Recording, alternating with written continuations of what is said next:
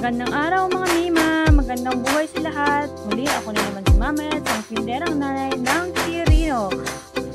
For today, Tuesday, May 21, 2024, samahan ninyo ako ngayong araw na ito. Gumising na tayo ng maaga. 5 o'clock in the morning, gising na po tayo guys. Then matapos ang ating morning routine, duty na agad sa tindahan. Nagbukas tayo ng 5:30 in the morning. At ayan nga, may mga bumibili. May mga maaagang customer tayo habang tayo nag-release ng tindahan. Walis na walis, ayos-ayos sa mga paninda habang tayo nagtitinda. At ayan na nga, pagsapit ng 9:30 ng umaga, ayan na ang ating mga summer break time na nila. Kaya naman, mapapalaban na naman tayo sa ating pagtitinda. Dito talaga sila kasi nga nagharapan ng school. Pagsapit ng break time, busy-busy ang tindahan. And talaga naman na mapapasabak si tindera. Thank you Lord! Ganito talaga ang eksena kapag tayo ay nasa harap ng eskwelahan. Pagsapit ng break time, busy-busy tayo. Mapapalaban tayo sa pagtitinda. Thank you Lord! Salamat talaga sa mga tuloy natin kasi sila yung nagbibigay sa atin ng benta. Kaya ayos lang kung minsan makugulo at makukulit sila. Okay lang, basta't may benta tayo. Kasama na yan sa pagtitinda.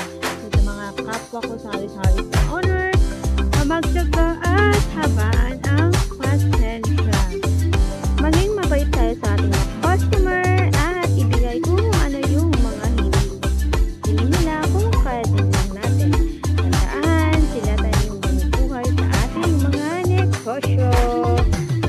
Ibigay natin ng ating good customer service sa ating mga customer nang sa ganon sila ay magpabalik-balik dito sa ating tindahan. Kasi nga malaking tulong talaga yung kakaroon natin ng mga duty kapag tayo ay may tindahan.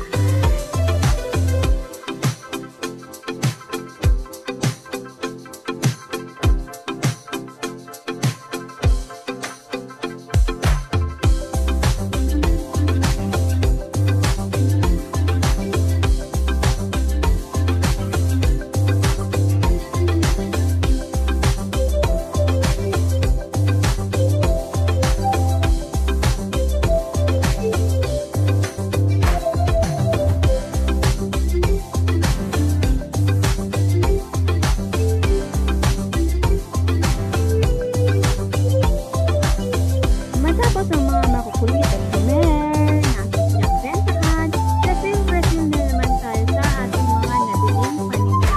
Siyempre, yung ating mga chichirya, mabilian and fast moving. Kaya naman, refill na naman tayo. Thank you Lord! Hindi talaga matapos-tapos ang kawain sa tindahan. Mamaya meron na namang i-display, may bibili, kung kaya't kailangan talaga sa mga tindera ang maging masipag. Sabihin mo yan, sorry sa iyong sarili. Masipag ako, kaya tindera ko. Ayan, tapos na tayo sa ating pag-refill ng ating mga chichirya. Dito na naman tayo sa ating mga sabon, kape, at kung ano-ano pang mga paninda.